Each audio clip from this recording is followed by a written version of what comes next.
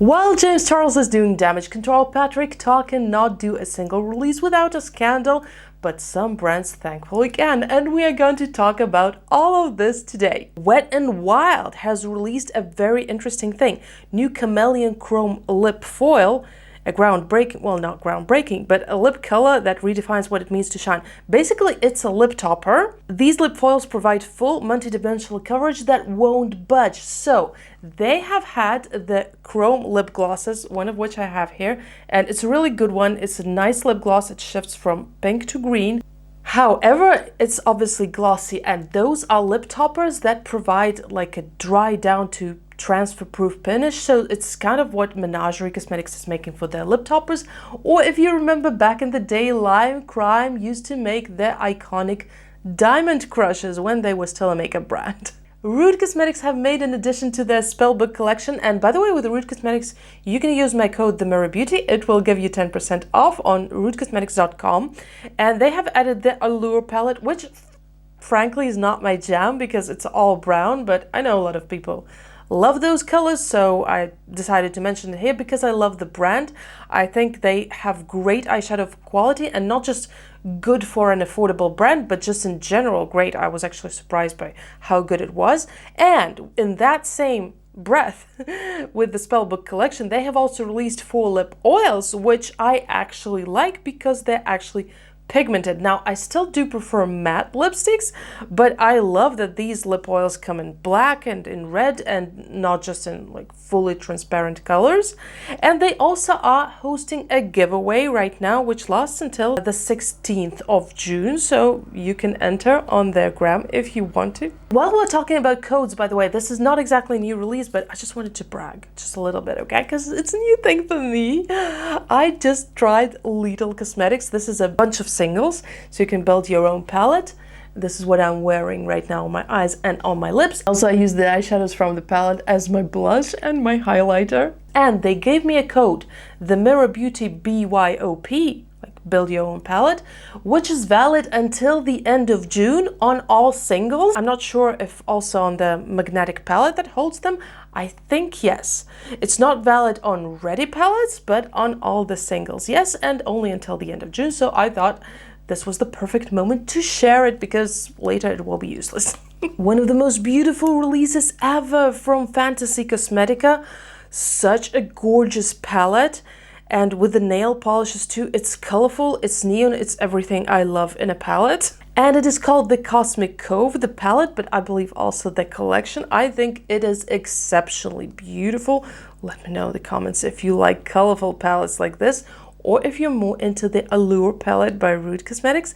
And also M81 Cosmetics, which is a very small but very, very cool indie brand, has released 2 new gloss colors, one of which is purple, my favorite color. I really love this gloss, although I do prefer matte liquid lipsticks, as I have said, but this one's just really pretty. And they have also reformulated 2 glosses. No, wait. The Curiosity lip gloss stain is reformulated, and then they have 2 new shades, a teal and a purple. Wait, I haven't missed the teal. I didn't even see the teal here. Oh my god, it's so pretty. M81 Cosmetics is a science-themed brand, which I absolutely love because I'm a mathematician myself, so that speaks to my heart a lot. And they have also reformulated and added some new single eyeshadows, which I think are very pretty, sparkly and shifty. Now, I haven't personally tried this brand yet. I'm dying to do so, but haven't had the chance yet, but I think it's really awesome. ColourPop has released the Jelly Much Gel Eyeshadow Stick, which I think will make a perfect lip topper. If you have seen my previous video where I share a hack on how you can make your liquid lipsticks less dry, now I think that this gel eyeshadow stick can also do the trick. Although that needs to be tried. Like the trick that I described there definitely works. I'm not sure if it will work with gel eyeshadow. It depends on the kind of formula they have. But in any case, over good liquid lipsticks, it will be just perfect. Imagine it over black. Blendbunny Cosmetics has launched a new collection, Psilocybin. I hope I am pronouncing this right. And it is inspired by mushrooms. It is a very unique, colorful, but with some neutrals palette.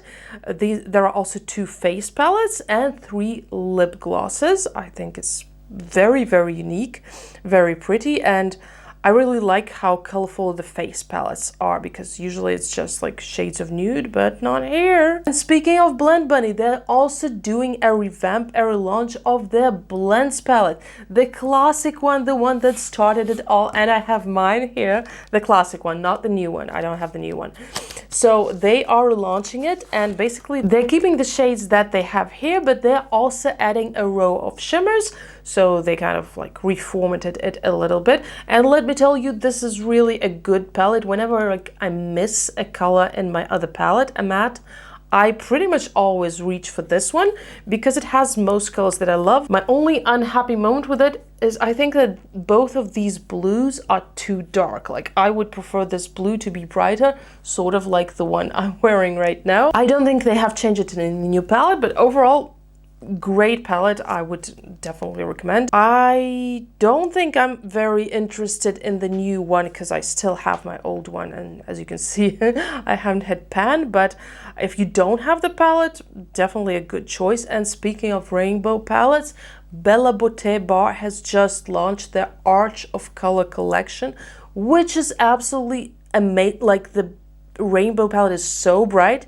It's an all matte palette too, and just like I'm looking at these colors and I'm loving every single one of them. Now, I think there is, okay, maybe this pale yellow beige is one color that I don't really fancy in the palette. I love all the others, especially the neons, and I've seen people do looks with them. So gorgeous.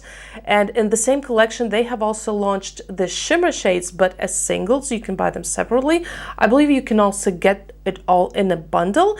And they have also launched a rainbow highlighter, which I think is super beautiful. I love rainbow highlighters. The only thing that surprises me that I see a lot of people in the comments that say something like, oh my god, finally somebody made a rainbow highlighter. And I'm like, that's cool. I really love this highlighter, but it's not like other brands don't have it. Cosmic Cosmetics has had a rainbow highlighter for a while now. By the way, with Cosmic, you can also use my code THEMIRRORBEAUTY. Chaotic Cosmetics also has a rainbow highlighter, which I have and that I use. So I'm not sure what the big deal is idea-wise, but I do love the fact that they made the rainbow highlighter. If this video has been interesting so far, and if you give it a thumbs up, it can then spread across YouTube and crawl into more people's phones.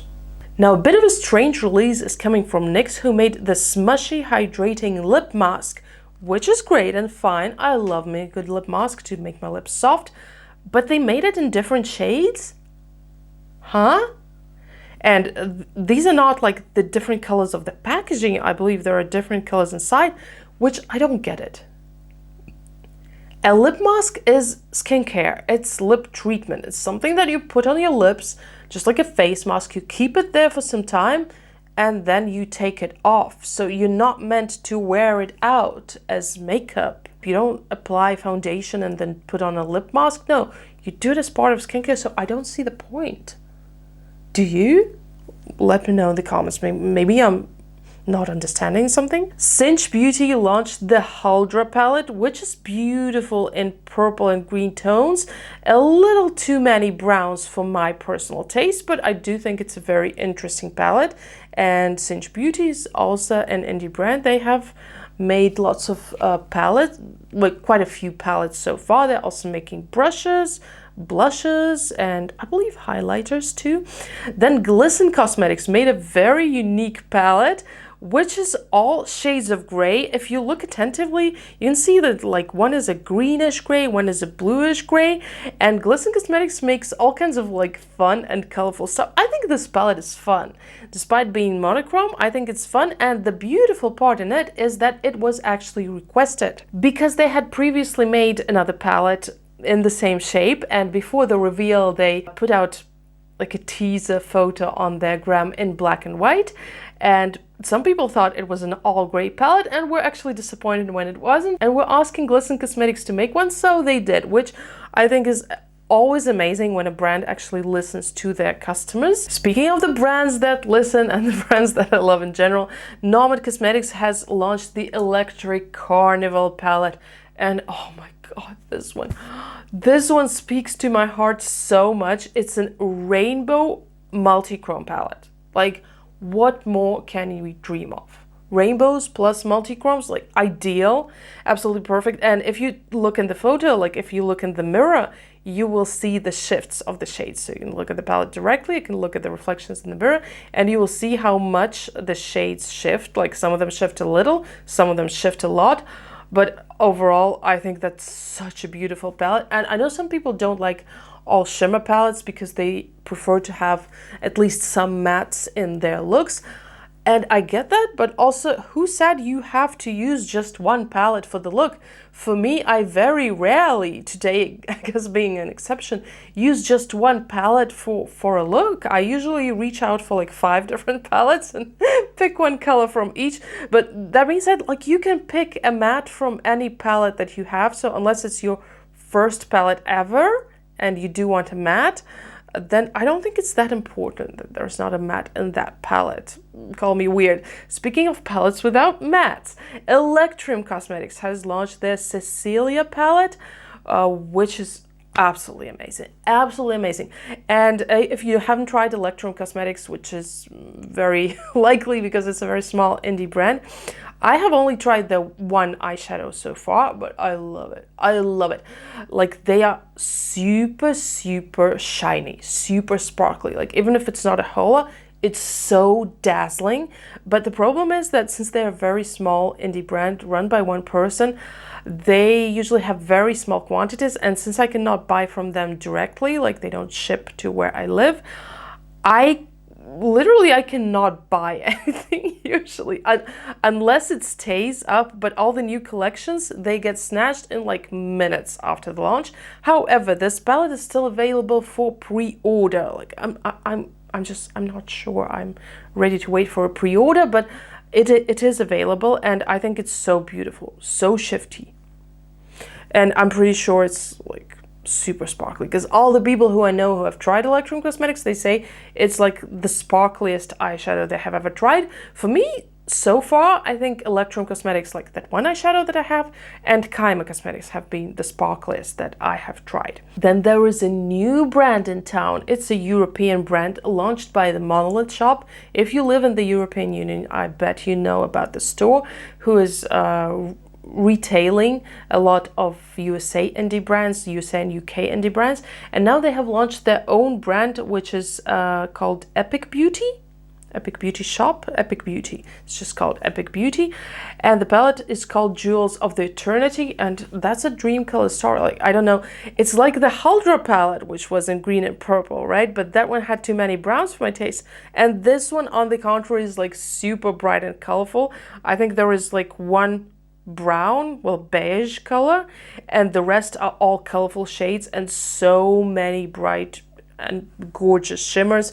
Once again, I have seen looks with this palette, amazing. So I think if you live in the European Union, maybe keep an eye on that one. I think it's really gorgeous. Now, there has been a disappointing brand that I have run across, and I believe I have run across it before. I'll tell you why in a minute. In Makeup on Your Radar, I found that they have done a new makeup release, which would have been a really pretty palette, like blues, teals, and pink. It's a color story that I actually like. Some mattes, some shimmers. They even seem like, some of them seem like duochromes. Yeah, so it's really pretty, but this brand is using AI, generative AI, for their covers. And one of the people I know, actually the owner of the brand Gourmand Cosmetics, she commented on this fact, and that's the response that she got, which I think is a bit wild. And they're fully committed to keep using AI for their covers. And also in the comments, Makeup on Your Radar, I read, for example, sadly, this brand uses generative AI for their covers, blocks anyone who says it is AI. Wow. And insults actual artists. Now, when I tapped on their brand, I couldn't see their page. Either they blocked me as well, or maybe I have come across them before and I have blocked them. So that's why I said it's not the first time I'm seeing them. Either they already blocked me because I said something about AI, or I have blocked them because I already saw that they were very committed to using generative AI, and yeah, no. Just no. If you cannot afford to pay an artist as an indie brand, I totally get that. It's sometimes an expense that you just cannot afford. Just make a plain cover of your palette, okay? Like, that's what you do. That is the Blendbunny logo here, and it just says Blends in whole letters. You don't need an artist for that, right? You can do it yourself. A simple cover, like with nothing on it except like the name of the palette, right? Just in a pretty font, is so much better than an AI generated palette cover. Like, it's simple, yes. It's like, okay, the brand didn't have the budget for palette artists, that's fine. But a generative AI cover, like this brand disrespects artists. And since you're selling to makeup artists, among other people, that's a weird choice. Now, the talk of the town has, of course, been Marc Jacobs Beauty. Marc Jacobs Beauty has relaunched.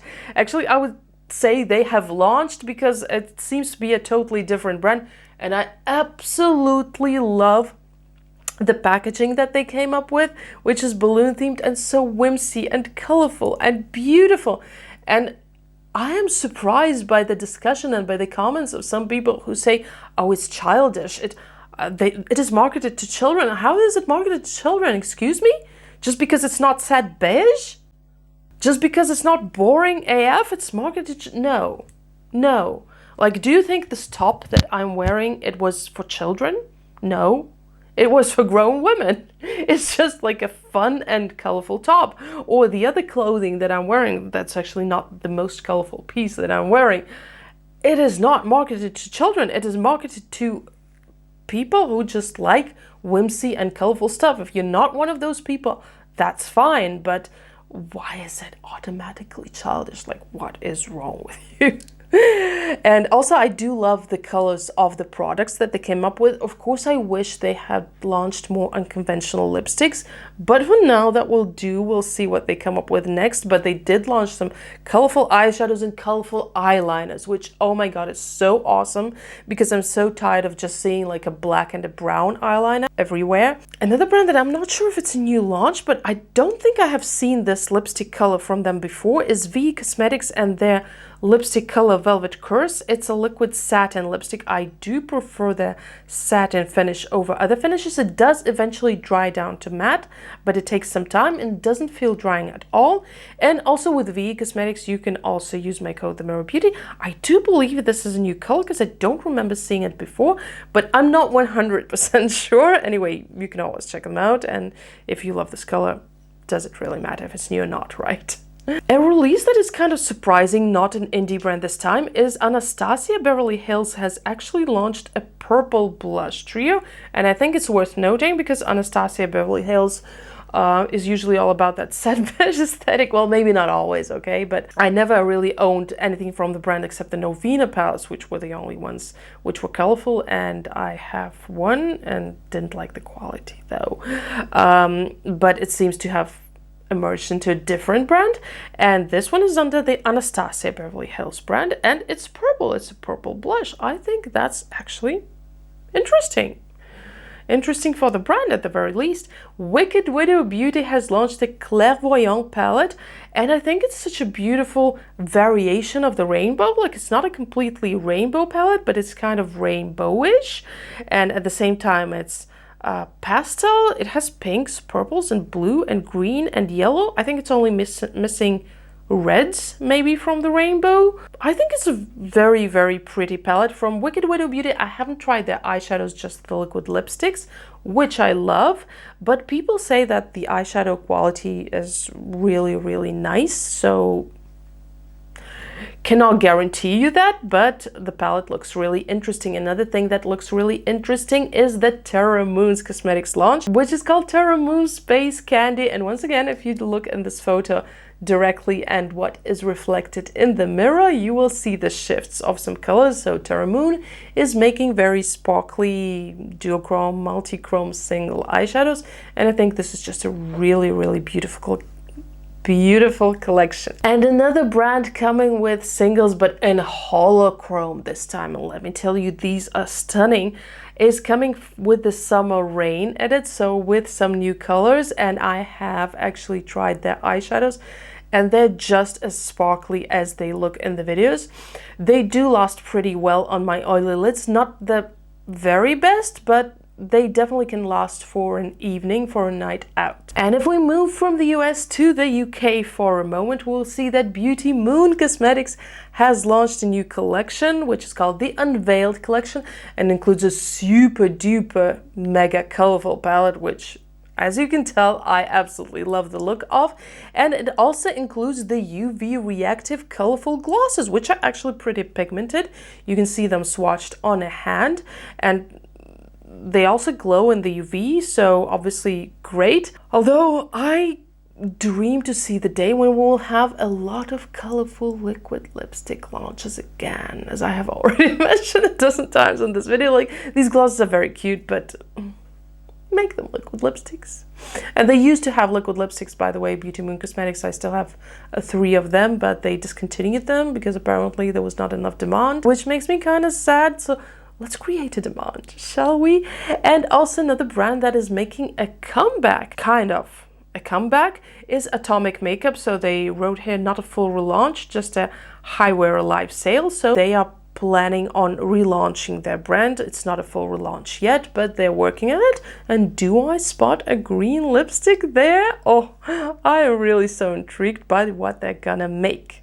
But you know what I was not intrigued by the fact that Patrick Ta, with his new launch, got into a scandal instantly. Now, he has been in a few last year, with the packaging being terrible, with the eyeshadows falling out of the pans, all while being like super duper luxury price expensive, but obviously without the luxury experience. You know, I've never heard about like Dior eyeshadows falling out of that pen. No, it didn't happen.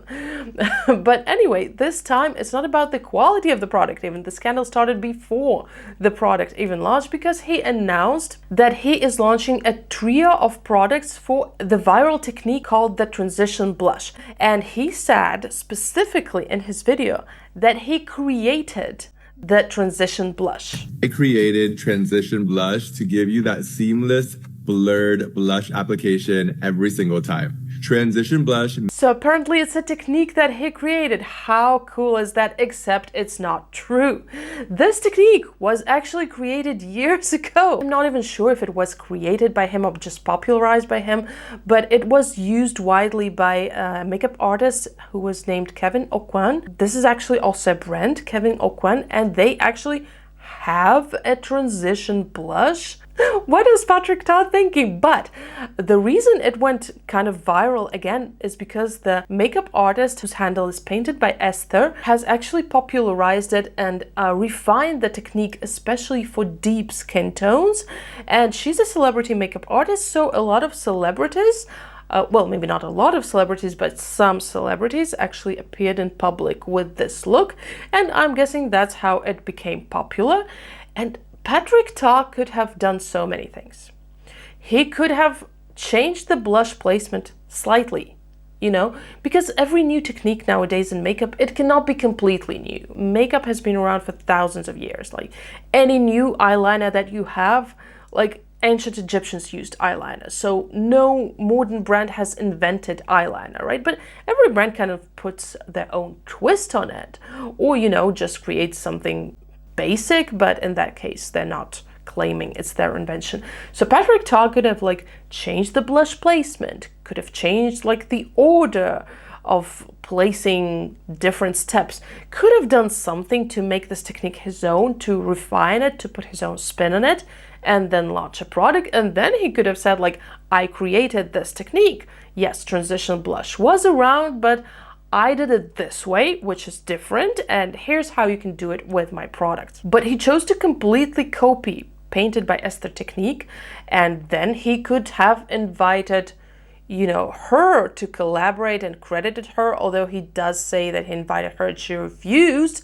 But in that case, like, don't steal her technique and claim it as your own, maybe. So weird. So instead he did the worst possible thing. He just claimed her technique as his own and launched a bunch of products which together cost $104 just to create this transition blush. I can create this transition blush using this palette alone. Well, it will be sort of similar, but basically what he created was like a blush, another blush, and a concealer. Well, that one is called liquid blush, but it's technically a concealer. And these are the products that you likely already have at home if you use blush at all, so you don't really need Patrick Ta to sell you that. But that's not even the point, okay? Patrick Ta's prices have always been ridiculous, especially for his quality. So I'm just like not interested in his products overall, but obviously some people are. Some people maybe think the quality is good enough. Some people maybe not worried about those prices, but the problem is that he actually stole the credit for the technique that has been refined by Painted by Esther, who, by the way, is not claiming that she created the technique, because she's saying that she was inspired by Kevin Aucoin and other makeup artists, that she just like modified the technique a little bit so that it works better on deep skin tones. Like, I don't know, why would you claim? So he obviously got a lot of backlash, and he tried to, you know, do some damage control, but it didn't quite work. And another person who's doing damage control is, of course, James Charles, after the scandal he has been in, which I made a video about, and why he still has a platform, and why I think he will keep having his platform. One of the damage controls that he is doing, because he messed up so bad, not helping a woman who messaged him because she lost her job at Spirit Airlines, who went bankrupt, and instead he mocked her online, making a video about this DM that he got. After he got lots and lots of critique from basically everyone, he's now doing damage control, and he said he's creating a charity. Now, I won't post the whole video here because that would be too much James Charles for one season, but here's just like a brief comment. Personal contribution of $250,000 is going to go directly towards helping people in need that have been affected by a crisis. So this is a charity to help people in crisis, and he will be donating money towards it. Do I start to like James Charles more? No. Do I think he's doing it because of the goodness of his heart? Absolutely not. That's not the kind of person he is, in my opinion. But I think this is the case where a bad person does something for selfish reasons, but it can actually do good in the end. So it can actually help somebody in crisis. It's, you know, when sometimes people say that the road to hell is paved with good intentions. Well, here it's quite the opposite, you know. The road to something good is paved maybe with bad and selfish intentions. However, the charity is still there, and he's giving the money, and that might actually help someone. And even if it was for selfish intentions, I guess that's kind of a win, right? If you're interested in more makeup news, makeup controversies, and makeup juicy discussions, you can check out this playlist right here. And I will meet you there. Bye!